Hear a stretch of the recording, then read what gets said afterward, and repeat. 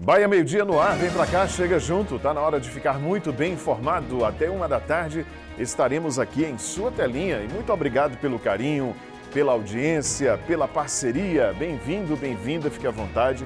Pode entrar, aqui a casa é sempre sua. Operação contra abuso sexual infanto-juvenil em Barra da Estiva. Andressa Amaral, cadê você? Quero saber se alguém foi preso nesta operação dessa. Olha, Judson, o objetivo inicial era justamente cumprir um mandado de busca e apreensão na casa de um homem investigado. Mas, no momento, os policiais encontraram provas do crime, de armazenamento e compartilhamento de imagens de crianças e adolescentes sendo abusadas sexualmente. Ele foi preso em flagrante. Daqui a pouco eu volto com todas as informações desse caso, Judson. Andressa, 3 pessoas foram presas em Vitória da Conquista, suspeitas de assaltar motoristas por aplicativo, né? Isso mesmo, Judson. Os assaltos aconteceram na semana passada. E olha, 2 deles, um homem e uma mulher, foram presos em um motel aqui em Vitória da Conquista na tarde de ontem. Já um outro homem foi preso em casa, no bairro Ibirapuera. Eu trago mais detalhes também deste caso ainda hoje no Bahia Meio-Dia, Ju. Tá bom, Dessa, te chamo daqui a pouco e nesta quinta-feira você vai ver também. 2 corpos foram encontrados em estradas de terra em Vitória da Conquista. Um no loteamento Espírito Santo e o outro no bairro Ayrton Senna. De janeiro a outubro deste ano, pelo menos 1000 bebês nasceram antes do previsto em Vitória da Conquista. Estamos no Novembro Roxo, mês de chamar a atenção para o nascimento prematuro. No bloco neonatal do Hospital Municipal Exaú Matos, equipe médica, famílias e recém-nascidos lutam juntos pela vida. Parentes e amigos se despediram de Elizabeth Ferreira Lopes, chamada carinhosamente de Beta Preta. Ela tinha 70 anos e faleceu em decorrência de uma infecção intestinal. Beta ficou conhecida pela luta contra o racismo e o preconceito. A Rede Bahia deu início à programação do Novembro Negro.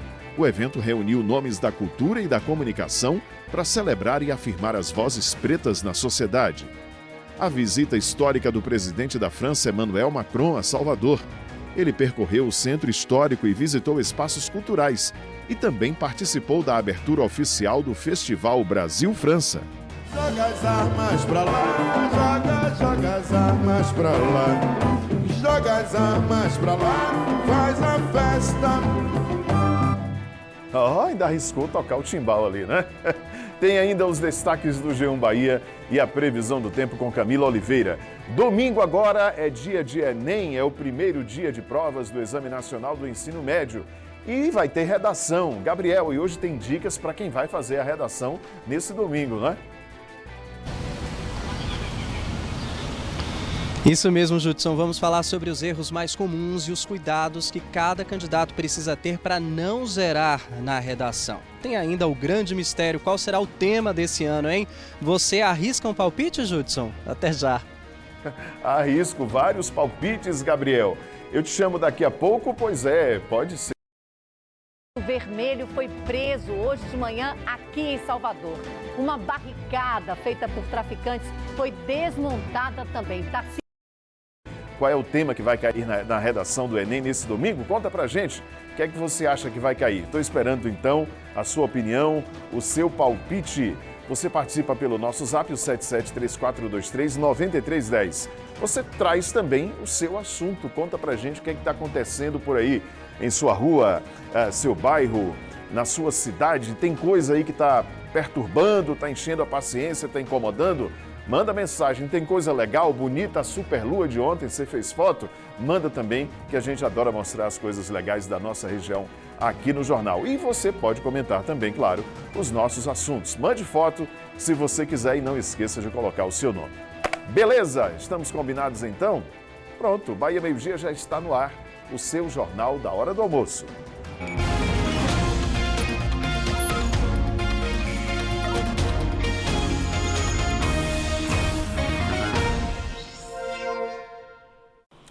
Onze h 53 até 1 da tarde, Bahia Meio-Dia, aqui na tela da TV Sudoeste. Depois, coladinho com a gente, tem o Globo Esporte.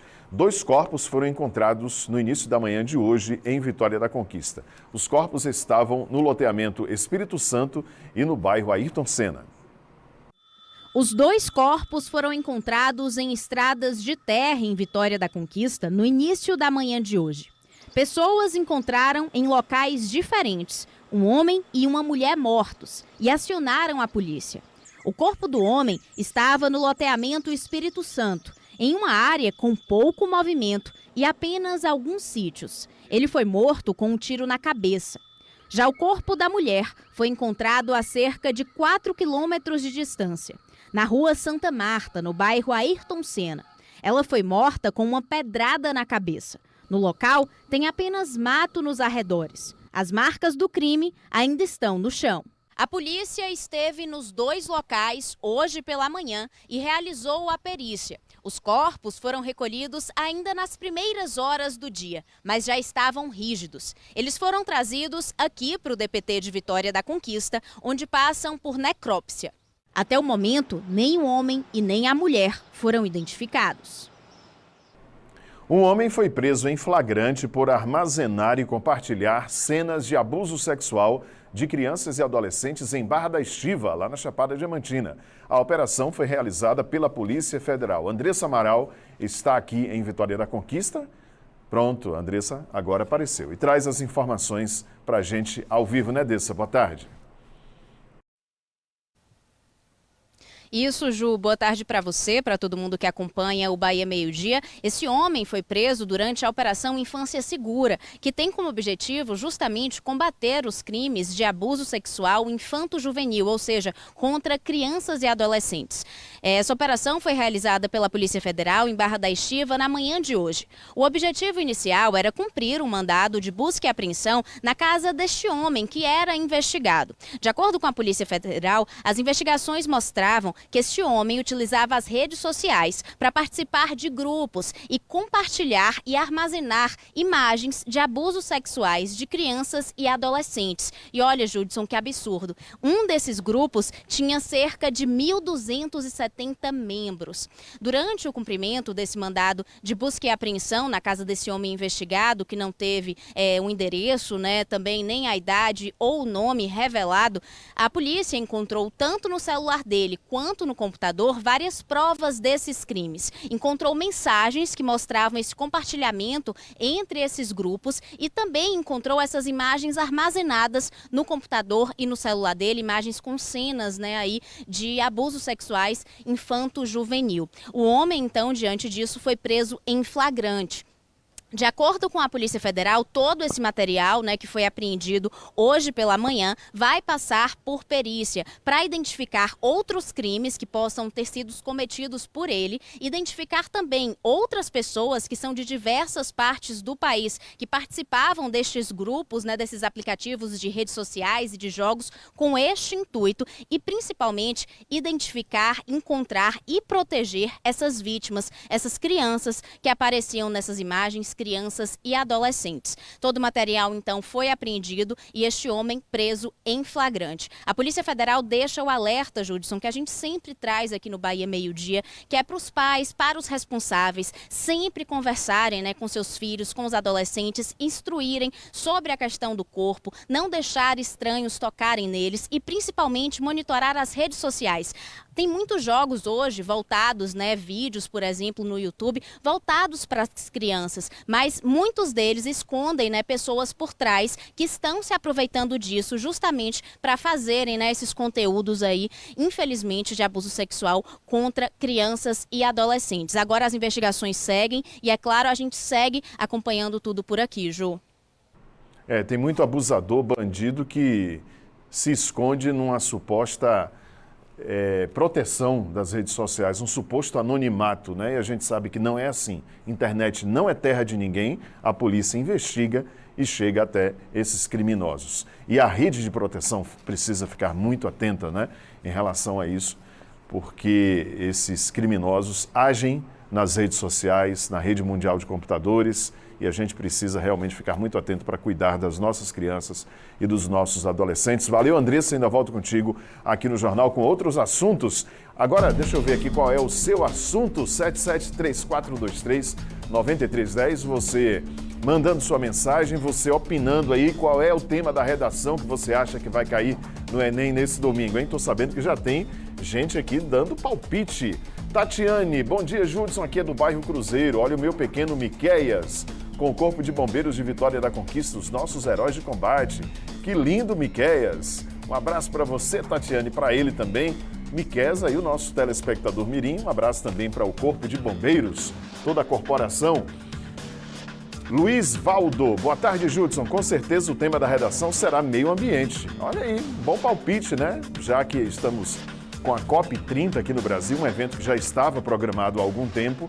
Então é uma possibilidade também meio ambiente cair na redação desse domingo do Enem. Valeu, Luiz. Olha aí, se segunda-feira, né, quando for divulgado aí, todo mundo já saber o tema da redação. Se você realmente conseguir acertar, manda uma mensagem pra gente aqui, bacana, hein? Marigleide, gostaria de saber sobre o posto de saúde do bairro Brasil. Estamos há mais de 2 meses sem médico, nem para renovar as receitas de medicação contínua. Posto Solange Ortélio, não é a primeira reclamação que chega essa semana aqui sobre o posto Solange Ortélio. Aí fica difícil, né? Alô, Secretaria Municipal de Saúde. O pessoal está querendo saber por que está sem médico lá no posto Solange Ortélio, no bairro Brasil.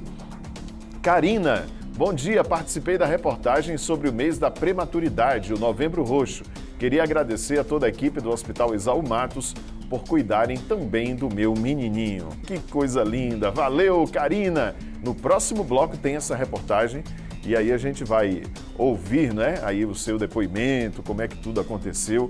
Você só esqueceu de dizer o nome do nosso telespectador mirim. A gente manda um abraço então para a família, para você, para ele, desejando muita vida, muita saúde. E daqui a pouco tem mais uma rodada de mensagens aqui na tela. Depois do intervalo, a gente vai ver o adeus à Beta Preta, uma mulher que deixa um legado de lutas contra o racismo e pela igualdade social. 12h01, a gente volta já. Parentes e amigos se despediram de Elizabeth Ferreira Lopes, chamada carinhosamente de Beta Preta. Ela tinha 70 anos e faleceu em decorrência de uma infecção intestinal. Beta era ativista do movimento negro em Vitória da Conquista e ficou conhecida pela luta contra o racismo e pela defesa do direito à educação do povo preto. Na prece, um alento para amenizar a dor de uma perda. Tem misericórdia de nós e do mundo inteiro. Desde ontem, parentes e admiradores exaltam o legado deixado por Elizabeth Ferreira Lopes, chamada carinhosamente de Beta Preta. O velório foi na Casa Memorial Governador Regis Pacheco, no centro de Vitória da Conquista. Ela era uma militante do movimento negro, da pastoral negra, que colocou na ordem do dia a luta pelas cotas raciais, antes mesmo da política se efetivar nacionalmente. Então, ela viveu uma vida ativa, contribuiu com muitas pessoas. Ela teve uma responsabilidade muito grande, com a juventude negra de Vitória da Conquista, não só de Vitória da Conquista, mas do entorno. E essa juventude quilombola, essa juventude da periferia, que ela chamava vários professores, para trabalhar nesses cursinhos na periferia, para tirar esses meninos da rua. Elizabeth tinha 70 anos e faleceu nesta quarta-feira em decorrência de uma infecção intestinal. Ela deixou 4 filhos. Em vida, Beta ficou conhecida pela luta contra o racismo e o preconceito. Teve ampla participação em movimentos sociais que fortaleceram raízes e defenderam direitos do povo negro através da educação. Entre os feitos, a fundação do pré-vestibular Dandara dos Palmares, espaço que oferece gratuitamente a preparação para que estudantes negros cheguem à universidade. Um legado que permanece. Eu fiquei ao lado dela há 23 anos, Então é uma voz que deu muita força aqui nos movimentos sociais em Vitória da Conquista e uma voz que a gente tem que permanecer viva, né? O legado dela tem que permanecer vivo, porque foi um trabalho muito bonito. A história de Elizabeth, ela não se confunde apenas com a história dos movimentos sociais em Vitória da Conquista, na região, na Bahia, no Brasil, mas ela é a história dos movimentos sociais sendo contada, né, aqui sob os nossos olhos. Então é importante pensar nisso e pensar na importância de manter viva a memória de mulheres como Elizabeth e como tantas outras que fizeram história. Minha alma achou descanso só em ti. Fará muita falta, né? Beta Preta. É uma história que não se apaga, muito pelo contrário, serve de exemplo para todos nós. É um legado que a Beta deixa nessa luta contra o racismo, contra a intolerância, pelos direitos do povo preto e, sem dúvida, outras pessoas que têm a Beta Preta como referência darão continuidade a essa luta. 12h06, a campanha Novembro Roxo chama a atenção para o nascimento prematuro. De janeiro a outubro deste ano, pelo menos 1.000 bebês nasceram antes do previsto aqui em Vitória da Conquista. Muitas dessas histórias são encaminhadas para o Hospital Municipal Esaú Matos. Equipe médica, famílias e recém-nascidos lutam juntos pela vida. A cada 6 partos realizados esse ano em Vitória da Conquista, um foi prematuro. Até outubro, 1.002 histórias transformadas de forma antecipada. O bebê, quando ele é imaginado, quando ele é planejado ou desejado, ele vem pronto, né? Ele vem um bebê de 9 meses, ele vem para poder sair do hospital e ir direto para casa. Quando esse bebê vem para a UTI, elas dão de encontro a uma realidade completamente diferente. E às vezes um bebê muito pequeno, totalmente diferente daquele bebê que um dia elas imaginaram. E aí começa essa caminhada, né, de desfazer desse bebê imaginário para vir para esse bebê real. E aí onde é que o papel da psicologia, né, e de toda a equipe faz a diferença para poder acolher essa mãe diante dessa nova realidade. Se espera que a gestação dure entre 37 e 42 semanas. Até 36 semanas e 6 dias, o parto é prematuro. E muitos podem ser os motivos para que isso aconteça. As principais causas são infecção materna, né? Às vezes a mãe está com infecção urinária ou vulvovaginite, que leva ao parto prematuro, e também doença hipertensiva gestacional ou diabetes gestacional, também são outras causas importantes do parto prematuro. Um pré-natal bem feito pode auxiliar as mães. Foi assim que Karina descobriu que o bebê não estava crescendo o suficiente. No começo a gestação estava normal, né? E aí, com 22 semanas, a gente, numa ultrassom de rotina morfológica, a gente descobriu que o bebê estava com restrição de crescimento. E aí não sabia o motivo ainda, né? Aí foi passado os exames, eu fui internada, porque corri o risco de nascer muito prematuro. E aí fiquei internada por 24 semanas. Com 25 a gente fez os exames e eu descobri a trombofilia. Foi o motivo de ele estar ficando com a restrição de crescimento. Eu estava tendo alteração nas artérias uterinas. Brian nasceu com 30 semanas e 4 dias de gestação, com 1,60 kg. O acompanhamento ajudou para que o parto fosse postergado o máximo possível. Eu comecei a fazer o uso das medicações, né, da trombofilia, e a gente conseguiu segurar ele até 30 semanas e 4 dias. A UTI tenta simular um ambiente intrauterino, né, aquilo que foi interrompido. Então, assim, quanto mais imaturo for o bebê, mais cuidado ele vai precisar. Então, aquela incubadora, ela tenta manter uma temperatura aquecida, a gente tenta manter luzes mais baixas na unidade, pouca zoada, para que esse bebê possa se desenvolver da melhor forma possível já na vida extrauterina. A maternidade, que seria sinônimo de espera, aqui vira a contagem de dias e gramas. Eles nasceram antes do tempo, mas carregam uma força que supera as estatísticas. No som de cada aparelho da UTI, a esperança e amor. A princípio, elas têm receio de tocar. Elas acham que vai machucar, porque eles são muito pequenininhos, são muito frágeis, né? Mas aí a gente vai incentivando, coloca a mão, depois a gente vai incentivar, né, o posicionamento canguru, que é, né, como o canguru faz mesmo, colocar dentro de uma bolsa. E aos pouquinhos elas vão sentindo que são donas desse bebê, que esse bebê não é daqui, que esse bebê não é do hospital, que esse bebê é delas. E aí eles, né, os pais e as mães, eles começam a ter essa intimidade com o bebê. E quando eles têm participação assim, ativa, o bebê desenvolve muito mais rápido. É impressionante. Toque que Karina não se cansa. O que ela mais espera é a hora de ampliar ainda mais esse contato. Sua maior vontade agora? Amamentar. Amamentar, com certeza. Para poder ter esse vínculo, né, com o bebê, eu acho muito importante.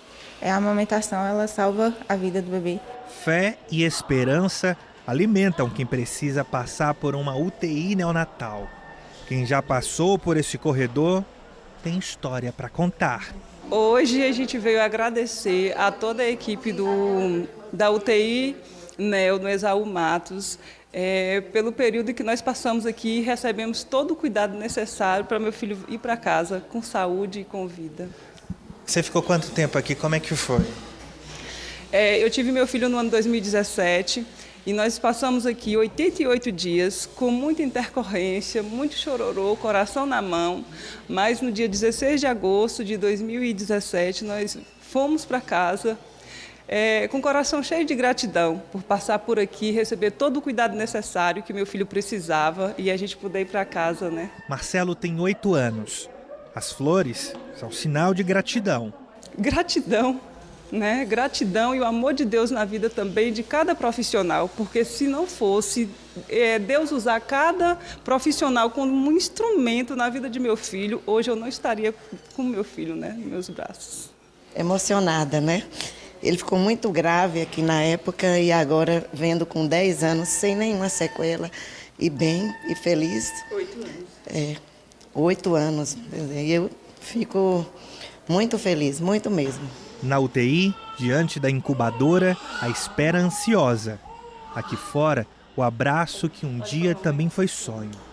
2 mães unidas pela mesma coragem, a de acreditar que o tempo e o amor são capazes de transformar o medo em milagre.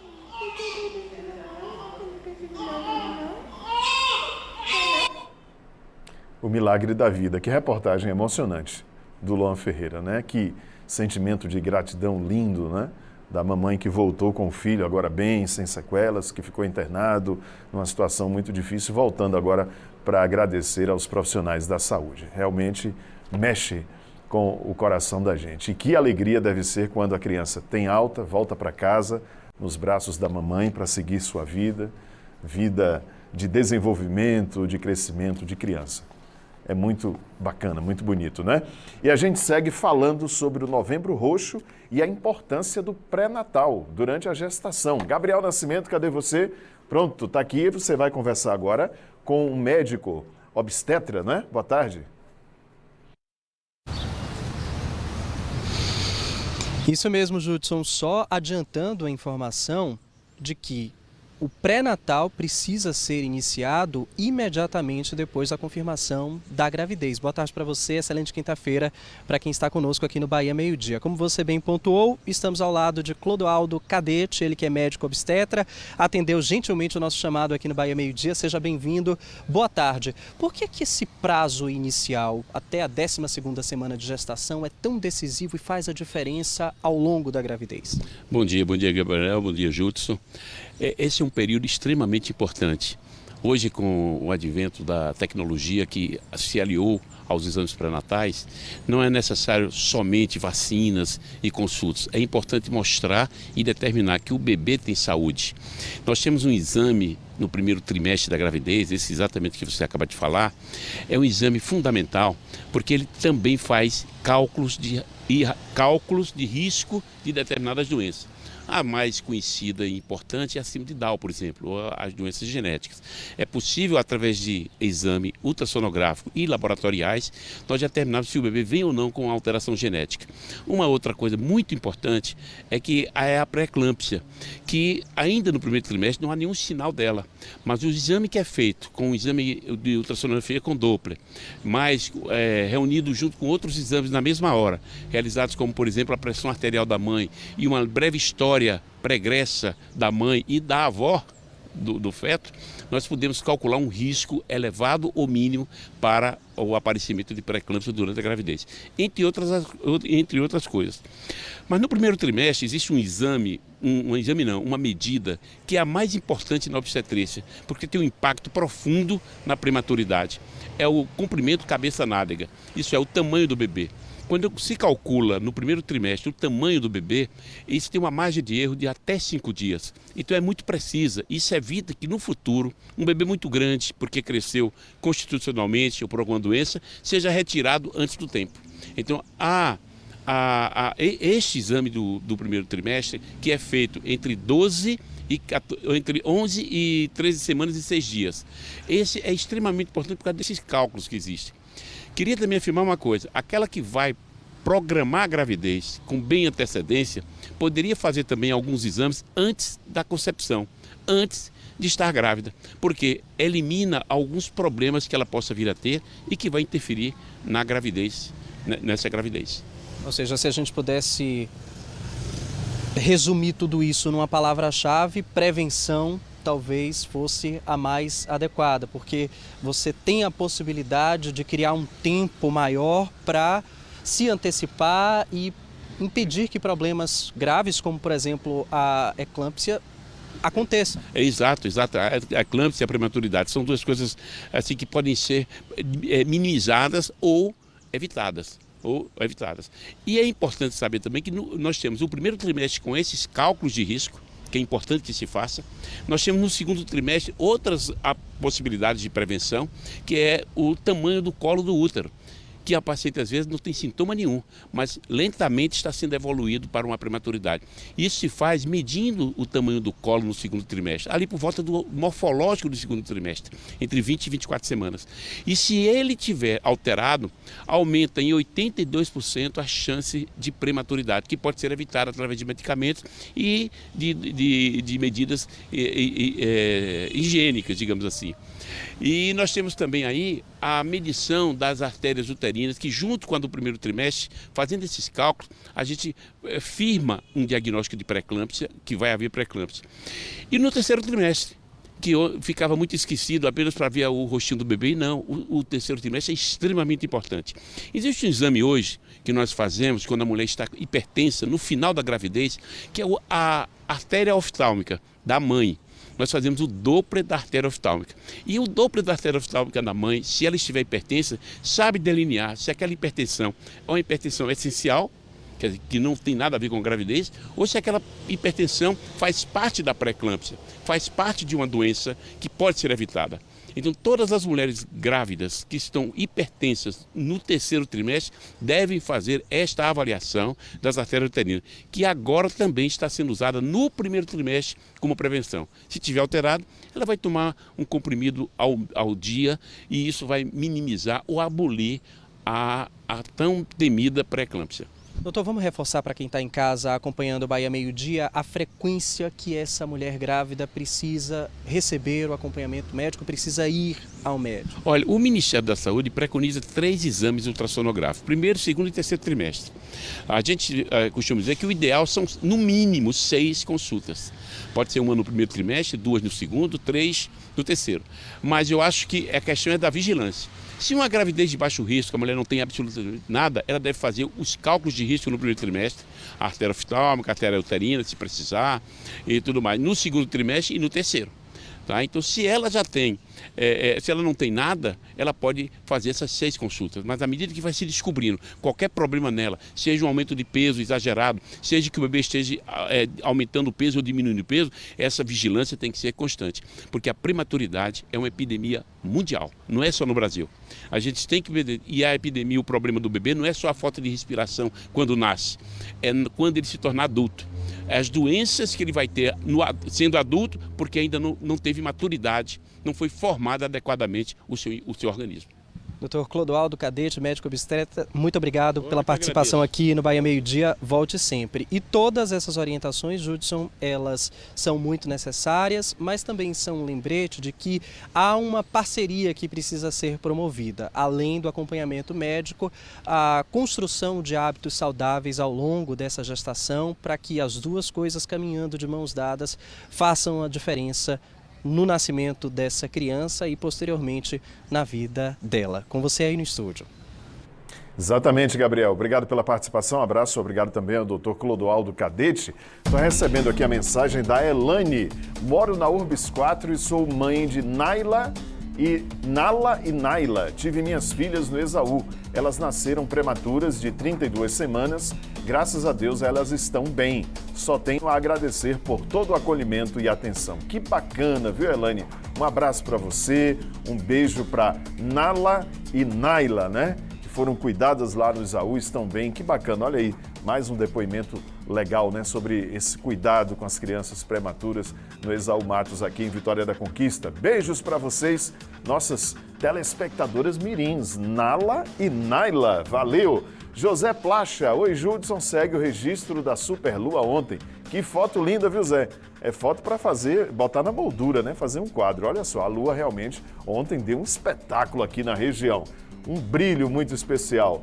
Outra mensagem aqui, olha, outra imagem bonita também da Superlua. Cláudia Judson, moro em Vitória da Conquista, no bairro Cidade Maravilhosa, mas eu sou de Anagé. Olha que foto linda da barragem de Anagé. Eu amo esse lugar. Manda um abraço para todos de Anagé. E foi já no início da noite, né? Finalzinho da tarde. E essa foto também, Cláudia, ficou muito top, muito linda. Dá para botar na moldura também, né? Linda foto. Valeu, um abraço para você. E um abraço para todos aí na nossa querida Anagé, ligadinhos aqui no Bahia Meio-Dia. Mais uma para a gente encerrar aqui a rodada. Nenzinha, reclamação de esgoto na minha cidade, Encruzilhada, na rua Líbero Badaró. Não estou mais aguentando o mau cheiro e ontem começou a aparecer uns mosquitos na minha casa. Eita, complicado, hein, Nenzinha? Olha, saneamento básico é saúde pública. Imagine você morar próximo a uma situação dessa aqui. Complicado, isso precisa ser resolvido o mais rápido possível em Encruzilhada, na rua Líbero Badaró. Já já tem mais uma rodada de mensagens aqui na tela e eu estou esperando a sua pelo 7734239310. Depois do intervalo a gente fala sobre a prisão de criminosos que assaltavam motoristas por aplicativo aqui em Vitória da Conquista. Um casal foi preso no motel. Detalhes com Andressa Amaral daqui a pouco, 12h22, a gente volta já.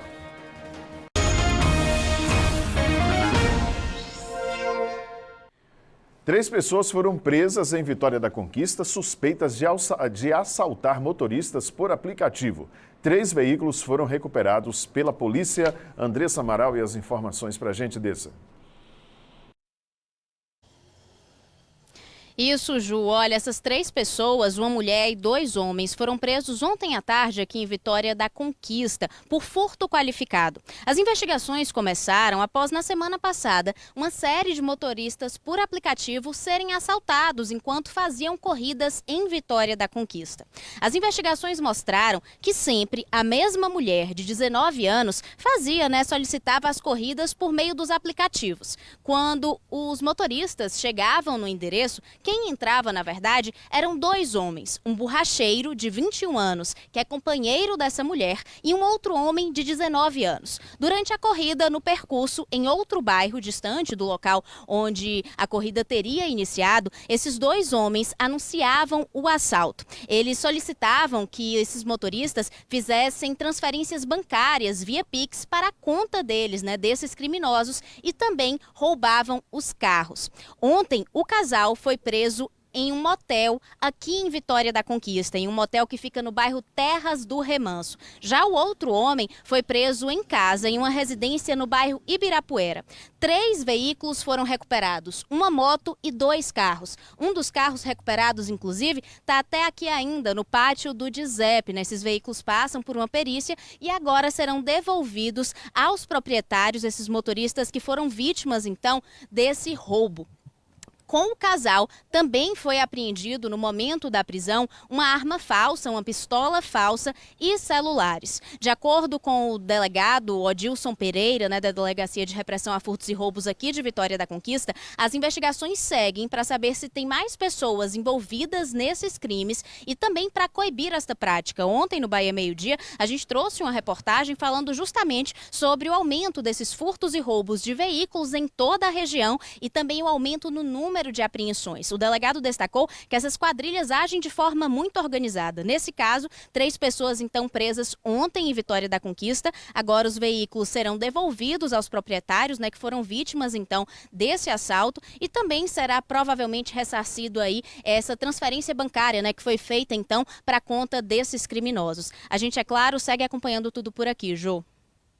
Tá bom, André, estava aqui imaginando um alívio, né, para quem teve o carro roubado, ver assim, ó, foi recuperado, pelo que a gente vê aí tá perfeito, né? Aparentemente, deve ser um alívio. Opa, vou receber o meu veículo de volta. Não é fácil, né? Você ter um bem e ser tomado de assalto e depois realmente é um alívio ver o veículo, o bem recuperado. Valeu, Dessa, falando ao vivo direto aí do pátio do Distrito Integrado de Segurança Pública.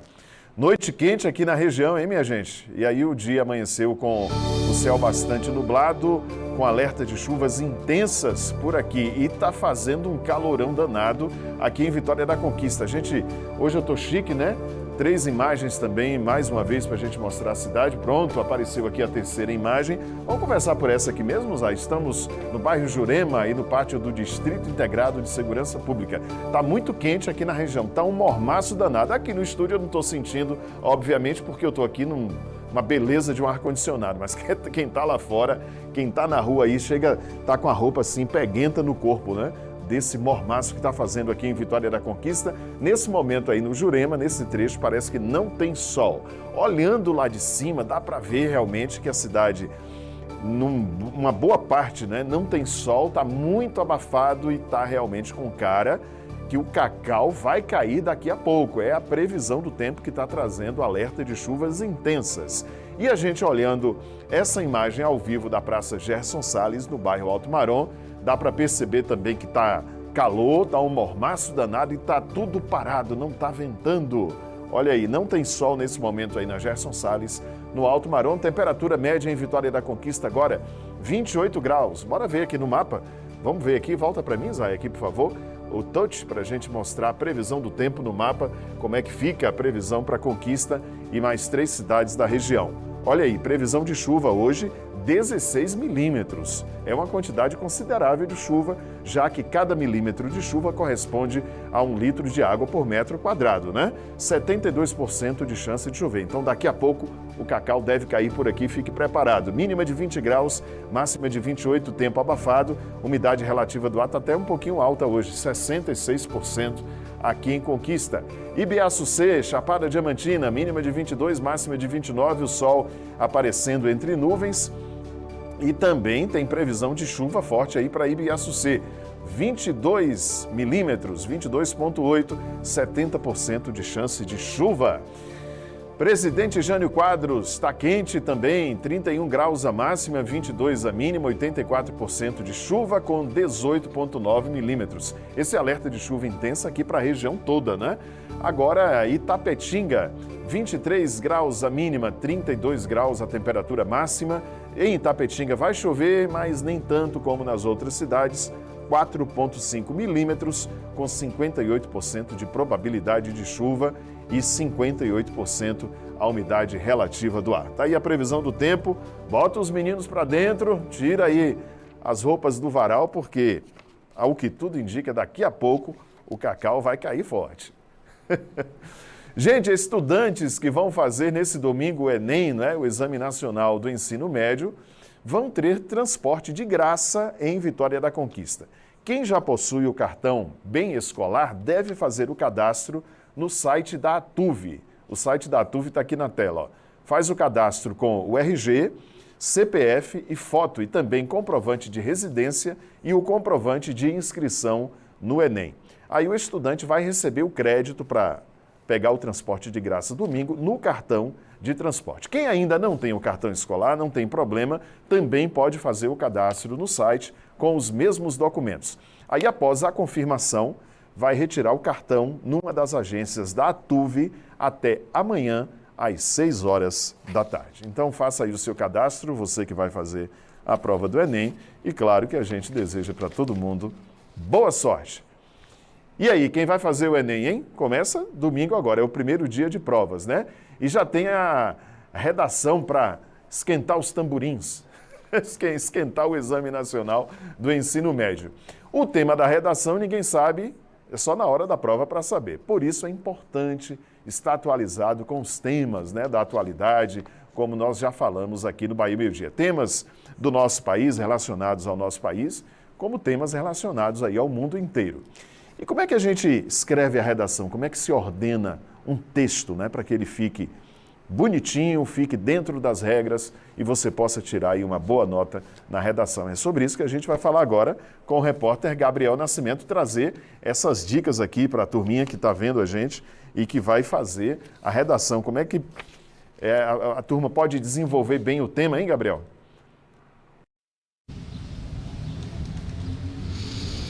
Judson, o Bahia Meio Dia, a produção, fez um levantamento dos últimos 10 anos, os temas que foram abordados nos exames nacionais do ensino médio. E aí eu trouxe aqui os 3 temas dos últimos 3 anos, a começar por 2022, em que o tema foi Desafios para a Valorização de Comunidades e Povos Tradicionais no Brasil. 2023, Desafios para o Enfrentamento da Invisibilidade do Trabalho de Cuidado realizado pela Mulher no Brasil.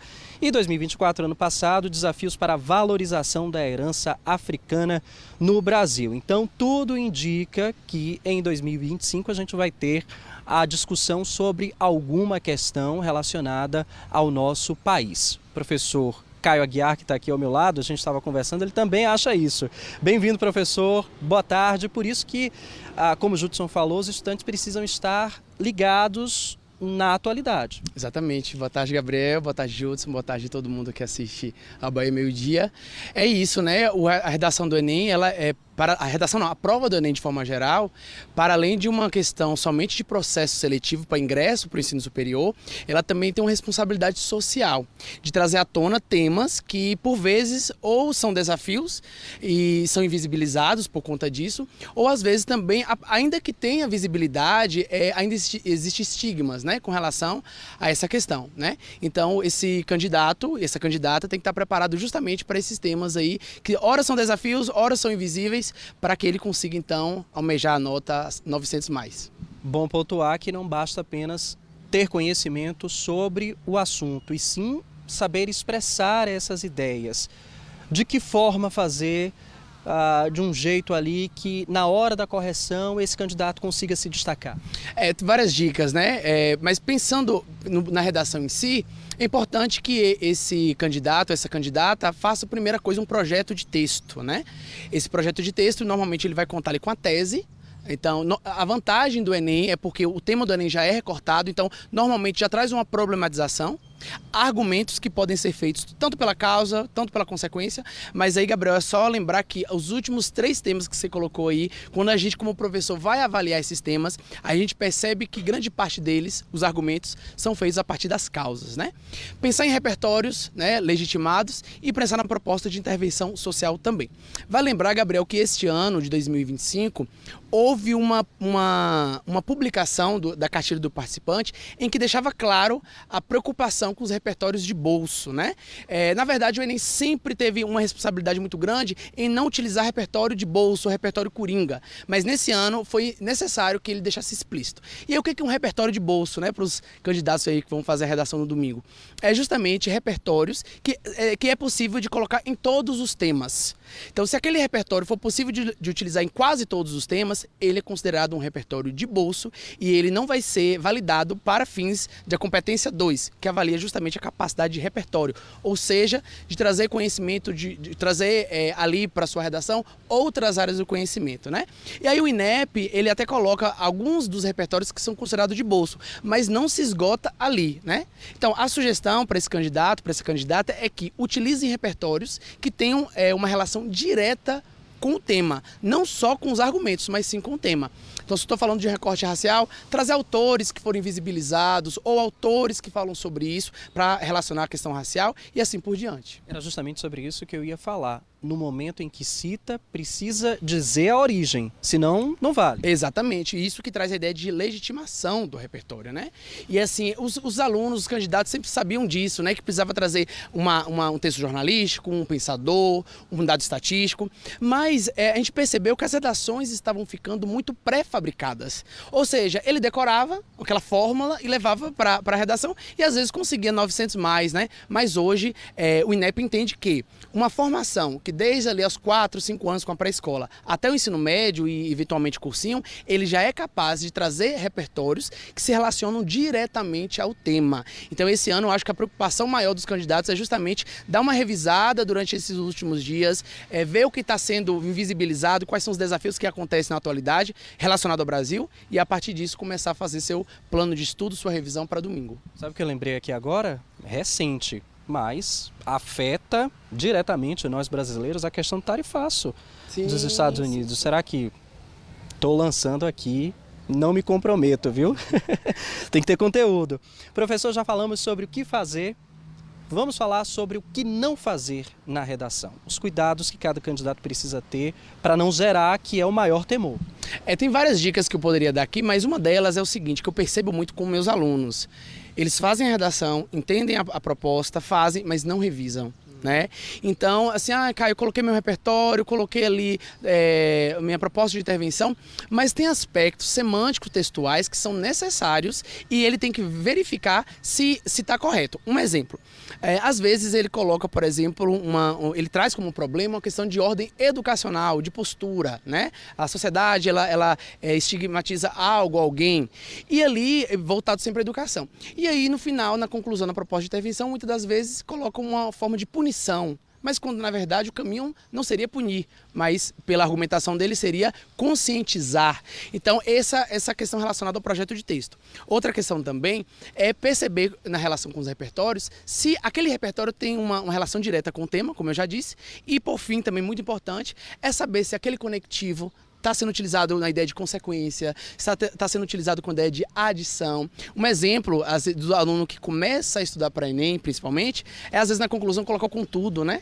Então, contudo, na verdade, é uma ideia contrária, não é uma ideia de conclusão, mas às vezes ele sabe disso, mas não revisa o texto. Então, para sanar questões de desvios como concordância e por aí vai, é interessante ele fazer a redação, deixar o rascunho pronto, faz a prova de linguagem, de humanas e volta revisando e passa a limpo.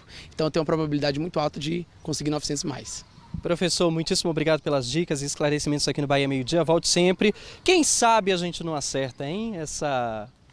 Esse tema do Enem 2025, desejando desde já uma excelente sorte para você que se preparou ao longo do ano e vai já a partir desse domingo tentar a sorte aí. E não é só bem sorte, né? Tem muita preparação também. Judson. Eu diria que é um pouquinho só de sorte, né? O restante é preparação, né, Gabriel? É técnica, é conteúdo, é estudo, é cara do livro, realmente. É o preparo que faz toda a diferença na hora de responder às provas. Você lembrou muito bem aí o assunto do tarifaço, é uma boa aposta. Tem mensagens ali, o pessoal falando, né, trazendo aí os temas, os palpites de temas para redação. Inteligência artificial e fake news também, né, é uma boa aposta. A defesa da democracia, já que o Supremo Tribunal Federal está julgando os núcleos que assim chamados, que foram responsáveis pelos ataques que nós tivemos à democracia em 2023. Tem a COP30 também, já teve palpite ali da COP30. Enfim, vamos ver o que é que vai cair na redação. O importante é estar preparado para escrever sobre todos esses assuntos, todos esses temas. Valeu, Gabriel Nascimento, obrigado, professor Caio também. E se você quer dar uma revisada antes do Exame Nacional do Ensino Médio, amanhã, às 6h30 da noite, vai ter aulão de revisão do Enem na Avenida Olívia Flores, número 1339, no bairro Candeias. O sprint final, realizado pela Igreja Verbo da Vida. O evento é aberto ao público e a entrada é 1 quilo de alimento não perecível que vai ser destinado a ações sociais da igreja.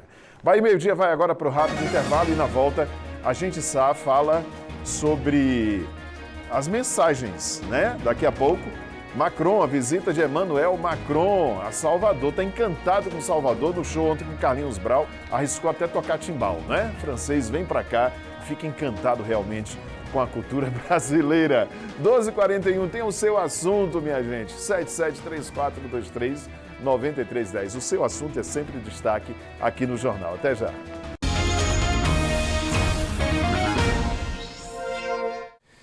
BMD de volta, 12 horas e 43 minutos, dando as boas-vindas a você que já ligou a televisão com o jornal no ar, parou para almoçar, né, para dar uma descansada e ficar bem informado. E quem não parou, está aí no batente, mas está, ó, ligadinho aí, de olho nas notícias.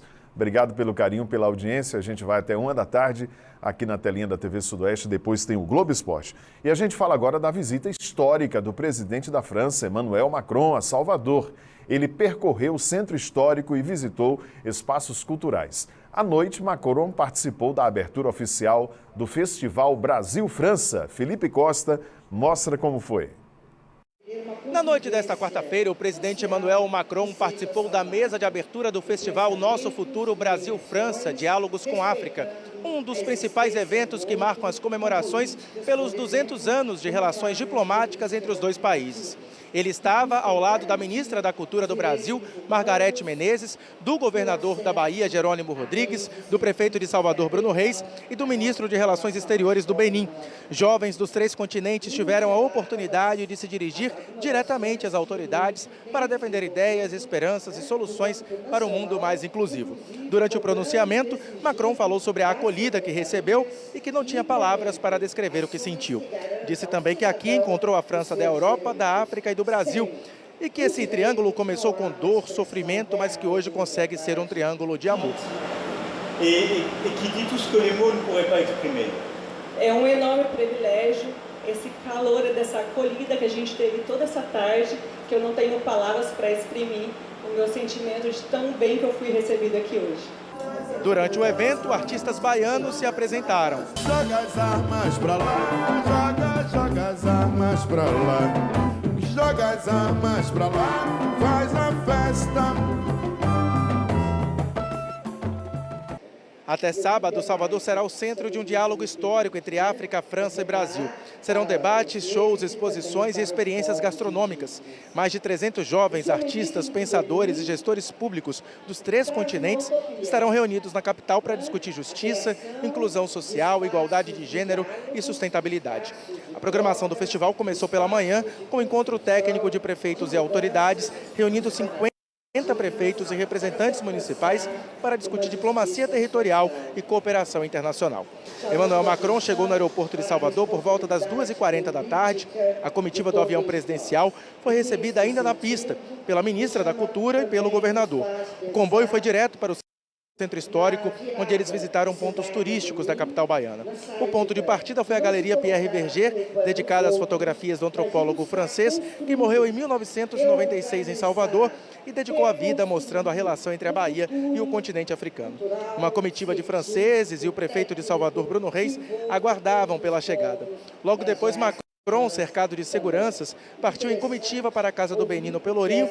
Todo esse trajeto foi feito a pé, cercado por muitos curiosos, com direito a várias paradas, entre elas na estátua Zumbi dos Palmares, para cumprimentar uma baiana de acarajé.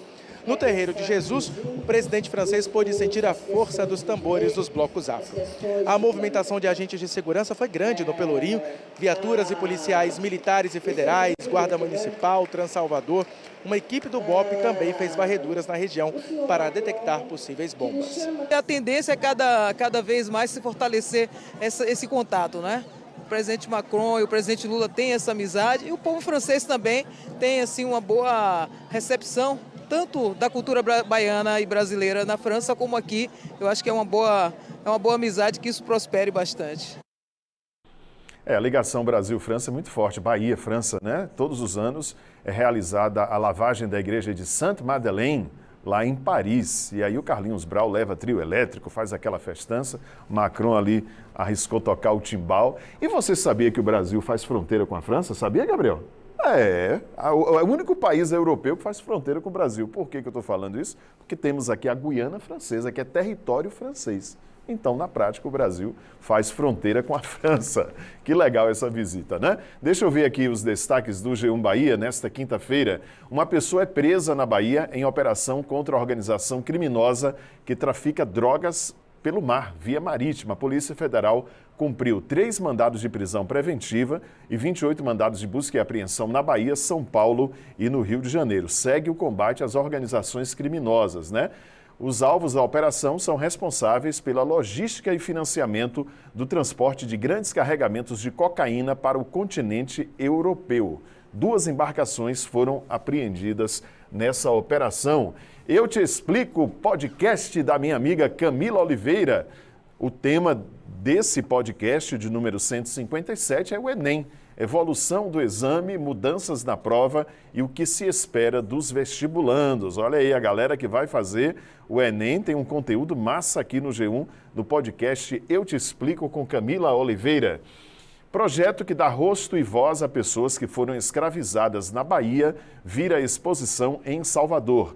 Aí você vai conhecer essa iniciativa muito bacana do projeto Fragmentos da Memória, que surgiu da escassez de registros no estado. Os pesquisadores analisaram documentos, cartas de alforria, passaportes, né? E aí criaram algumas imagens com o auxílio da inteligência artificial. Muito massa essa exposição. Quem for a Salvador pode conferir, mas você confere também aqui em nosso site g1.com.br/Bahia.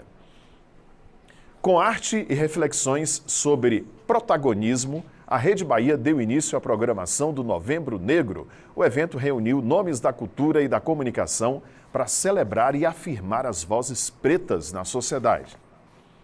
O som dos tambores anunciou a chegada dos convidados.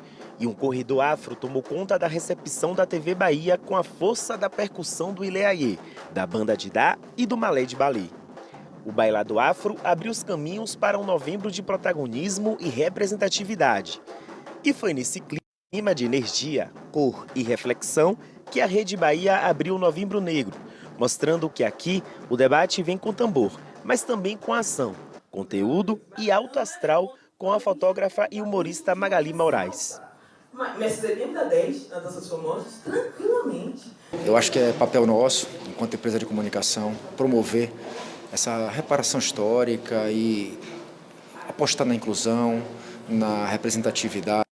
A Rede Bahia considera que está dando passos importantes, mas ainda são primeiros passos, estamos longe do local que nós almejamos. Então, assim, é com imensa satisfação que a gente consegue reunir tantas lideranças, tanta força, tanta potência aqui na nossa Rede Bahia. No auditório, 2 mesas de conversa deram um tom da programação. A primeira com Luana Cis, Luana Souza, Camila Oliveira e Rafa Santana. Destaque para as produções do mês com a série Potências Pretas, o Conversa Preta, Por Nós no Esporte e reportagens especiais do Conexão Bahia e do podcast Eu Te Explico. É um momento muito incrível que a TV Bahia vive, de representatividade, de força e de reconhecimento dessa cultura que é negra e que é potente no nosso estado. Na segunda mesa, Márcia Short e Val Bem-vindo, com mediação de Camila Oliveira, refletiram sobre o papel da comunicação nas novas narrativas do povo preto. A luta antirracista é uma luta de toda a sociedade, de pessoas negras, de pessoas não negras, e a Rede Bahia mostra, ano após ano, que entendeu a mensagem e que o compromisso está firmado. Desde sempre a gente foi apoiado com nossos teatros, com o Bando de Teatro Olodum, o Solo aos 50 Quem Me Aguenta que eu faço, então eu sinto que vem progredindo mais, abrindo mais espaços. A gente consegue se ver não apenas nos bastidores, mas também no protagonismo. A gente estava habituado a ver só os corpos pretos sendo notícias de tragédias, de miséria. Hoje nós temos pessoas que a gente pode se inspirar, e não apenas 1, 2, mas várias pessoas, tanto no esporte, quanto apresentando, quando sendo noticiadas as coisas positivas, porque a gente está mostrando que a Bahia e Salvador, que tem a maior população preta, também existe e resiste, e está aí mostrando o que é mais de belos dos belos, né? Entre as presenças, representantes do Poder Público, Ângela Guimarães, secretária estadual da Promoção da Igualdade Racial, Rovena Brito, secretária estadual de Educação, além de lideranças religiosas. Se vê na televisão, se vê ali, no seu eu, falar a verdade, a gente sente a TV Bahia, procura esclarecer, ajudar as pessoas. É importante para a gente, não só para afirmar a nossa negritude, mas também para dizer que estamos ali, que a Bahia é nossa. Hoje nós podemos nos enxergar Então é muito importante que as crianças negras, não apenas no Novembro Negro, mas no ano inteiro, possam se enxergar. Eu costumo dizer que a gente não quer ser aquilo que a gente não enxerga. Então essa representatividade ela é fundamental em todos os espaços. Eu falo do sistema de justiça, que é um espaço que tem muito poucas pessoas negras ainda, né? Sobretudo mulheres negras. Nós não chegamos sequer a 6% do sistema de justiça, mas nós precisamos continuar caminhando. Um encontro potente de fé, arte e consciência. Porque aqui na Rede Bahia, o Novembro Negro não é só um mês para lembrar, é um mês para afirmar a nossa voz, a nossa história e o nosso lugar.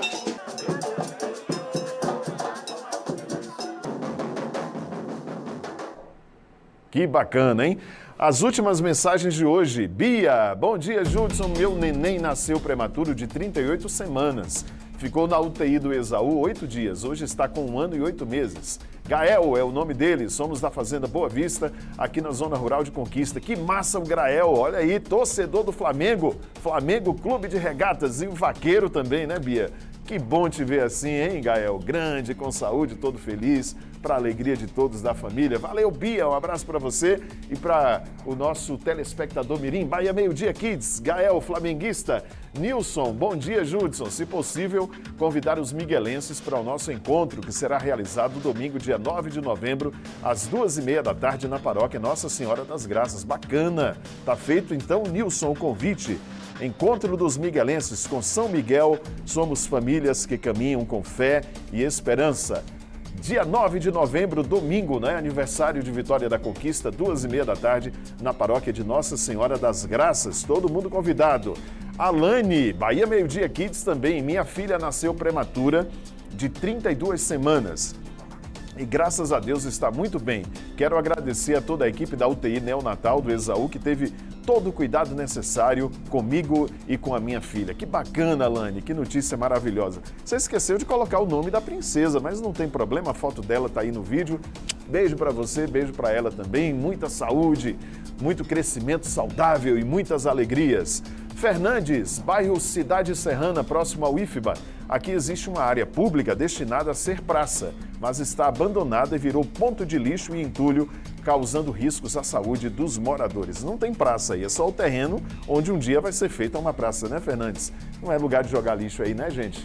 É lugar de ficar tudo limpo. Se não tem a praça, pelo menos tem um lugar que tem que estar limpo. A prefeitura fazer a limpeza e o pessoal tem de colaborar também, colocar lixo no local correto.